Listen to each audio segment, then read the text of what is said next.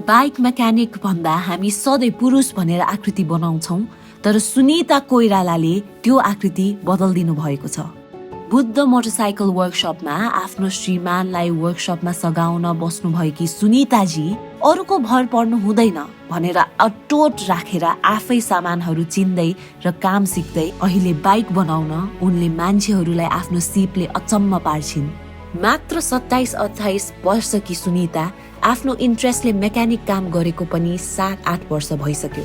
अरू मान्छेहरूको प्रशंसा र घर परिवारको साथले सुनितालाई यो काम गर्न अझ प्रोत्साहन मिलेको छ। केटी मान्छे भएर पनि यस्तो फोहोरमा काम गरेको, केटी मान्छेलाई पनि यस्तो काम गर्न आउँछ र भनेर धेरै कुरा सुन्दै अहिले उहाँको लगनशीलता र सिपले ती सबै कुराहरूले प्रोत्साहनको रूपमा लिएका छन्। सुनिता कोइराला एक गृहिणी, एक आमा, एक नारी र साथै सबै नारीहरूको सामु एक उदाहरण।